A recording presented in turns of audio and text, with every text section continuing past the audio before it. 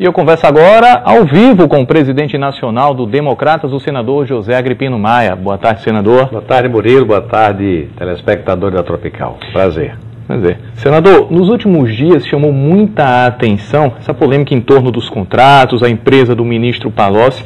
E, recentemente, o ministro deu uma entrevista à Folha de São Paulo e afirmou que a presidente Dilma não tinha sido informada nem sobre os valores, nem sobre os nomes das empresas. Seria essa uma tentativa de blindar a presidência da República dessa crise? É claro.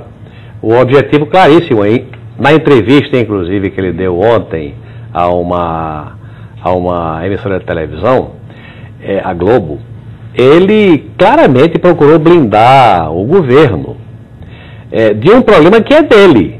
E sendo dele, e sendo ele quem é no governo, o chefe da Casa Civil, o homem com quem metade dos ministros despacham, metade do ministério não despacha com a presidente, despacha com ele.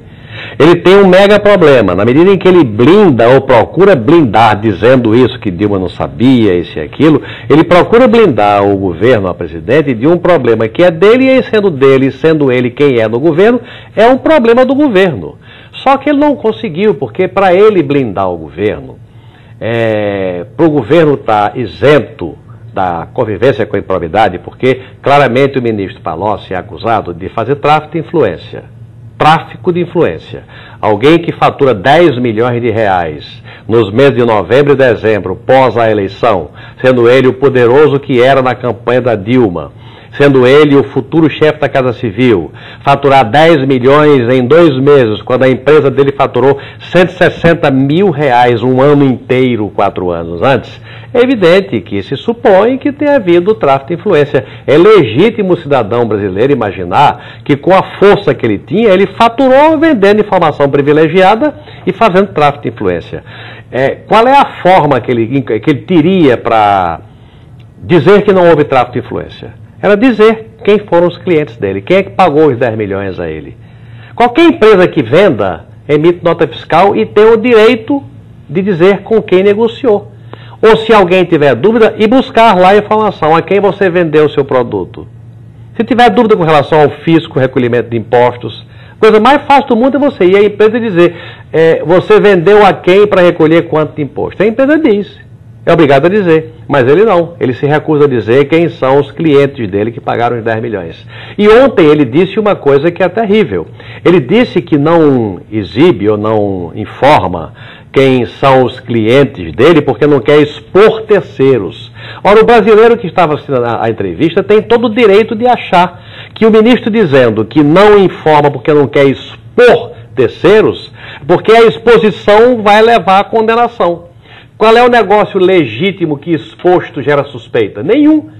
Na hora que você não tem um negócio legítimo, na hora que você tem um negócio legítimo, correto, e você expõe as partes, eu comprei e você vendeu, não tem problema, acabou. Agora, se você, ao expor, pode entregar a suspeita da ilegitimidade, do tráfico de influência, então foi aqui que houve a prática do ilícito, e por isso você não expõe quem é o cliente, e quem é o contratador é ele, não expõe quem é o cliente, o brasileiro tem a clara condição de dizer, aí é onde está o dolo. Agora, na medida em que saiba quem é o contratante e quem é o contratador. O contratador é Palocci. O contratante, quem é o contratado, desculpe, o contratador é o Palocci. O contratado é a empresa que se deseja saber, ou as empresas que se deseja saber.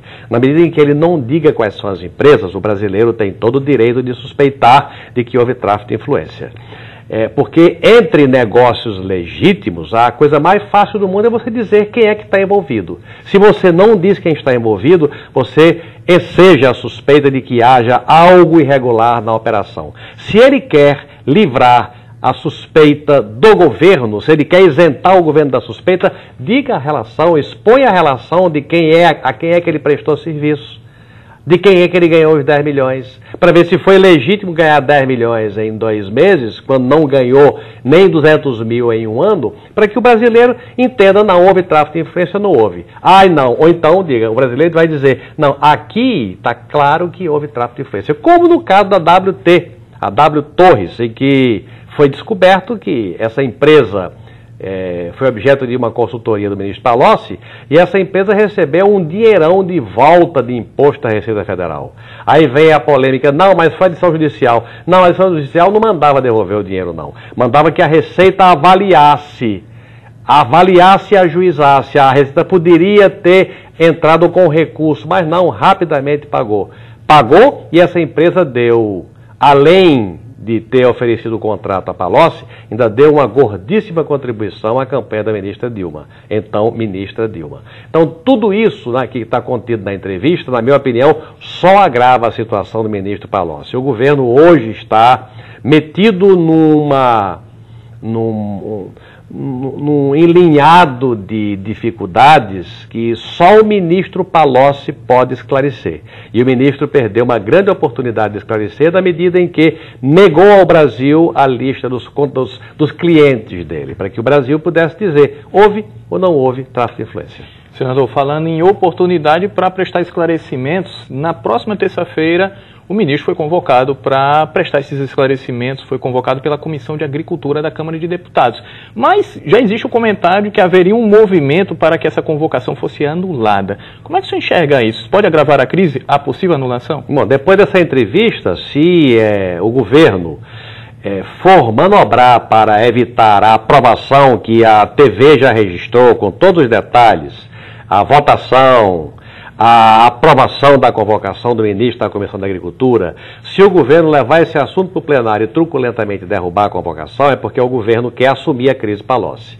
Aí o governo assumirá a crise Palocci. Se Palocci tivesse esclarecido os fatos da entrevista que deu, o governo poderia até encontrar justificativa para não convocar o ministro. Como não houve esse esclarecimento, se o governo agora, truculentamente, anular a convocação legítima pelo voto do ministro à Comissão da Agricultura, o governo assume a crise Palocci e conesta todas as suspeitas que o Brasil tem em relação ao tráfico de influência praticado pelo ministro Palocci. Eu não acredito que isso venha a acontecer e o Brasil não merece isso. O Procurador-Geral da República, Roberto Gurgel, está para se posicionar ou não, se abre investigação ou não em torno desse caso. Não, já pediu mais informações. As informações que o ministro Palocci ofereceu não foram suficientes. Então, ele pediu mais informações, o que é um indício claro de que aquilo que ele ofereceu ao Ministério Público não é ainda suficiente. Vamos aguardar a isenção do Ministério Público, em quem eu confio, para ver se ele abre realmente o processo de investigação, que eu acho que vai abrir. E o Congresso, ele tem ainda, falando da relação com o governo, senador, ele tem se posicionado de uma maneira bem interessante em relação às medidas provisórias. Nessa última semana, 2 votações chamaram bastante atenção. O que está mudando nessa relação com o governo em relação a medidas provisórias? É uma exorbitação. Na quarta-feira passada, houve a votação de 3 medidas provisórias. Deveria haver.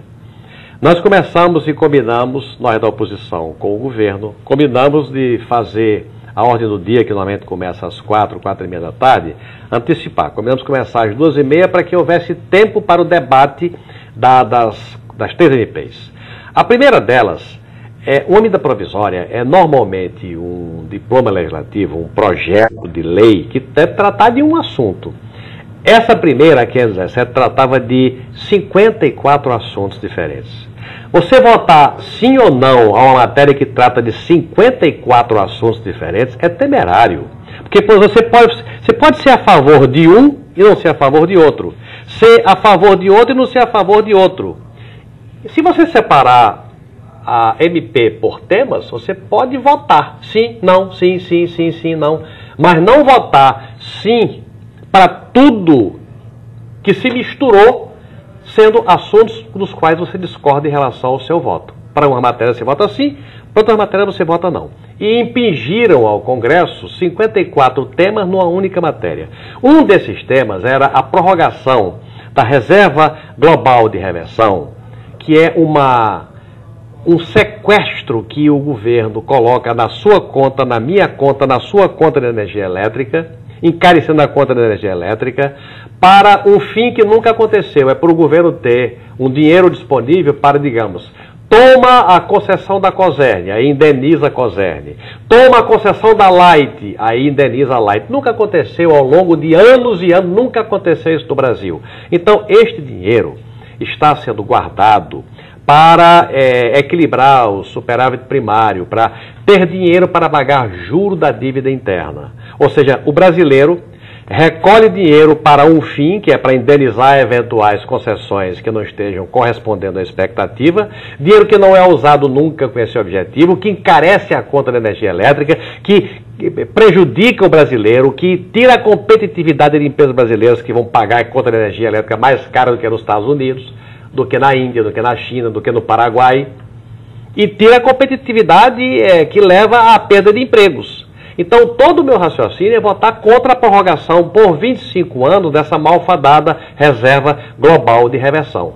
Mas não, ela está junto com outras tantas matérias que eu até votaria a favor e com outras tantas que eu votaria contra. Então, nós levamos o debate à exaustão. E o governo achava que, com o número que tem no Senado, ia nos atropelar, ia nos esmagar e ia nos derrotar. E o que é fato é que nós chegamos à meia-noite e votamos uma única medida provisória e as outras duas que caducavam na meia-noite daquele dia caíram. O que aconteceu? Numa democracia, governo e oposição têm que se respeitar. E o governo não vinha respeitando a oposição porque achava que a oposição estava diminuída e que não merecia respeito. Nós nos fizemos respeitar, nós mostramos que com combatividade você é capaz de mostrar no debate os erros do governo, que é o que nós estamos querendo corrigir os erros do governo. Não estamos querendo derrubar coisas que interessam ao brasileiro. O que interessa ao brasileiro nós votamos a favor. Agora, o que interessa ao governo e é contra o interesse do brasileiro, nós votamos contra. Então nós derrubamos duas medidas provisórias para mostrar a eles e ao Brasil que a oposição está viva e vigilante em torno do interesse do cidadão. Essa reserva global de reversão era uma agressão, a prorrogação era uma agressão, como outras tantas coisas são agressão e o nosso dever é votar não, para proteger o cidadão. A nossa obrigação não é proteger o interesse do governo. A nossa obrigação é proteger o interesse do cidadão brasileiro, do homem e da mulher, do trabalhador, que paga as suas contas e que tem que ter o direito de ser defendido. E que nós estamos, nesse momento, desempenhando o papel que é reservado à oposição, defender os direitos do cidadão.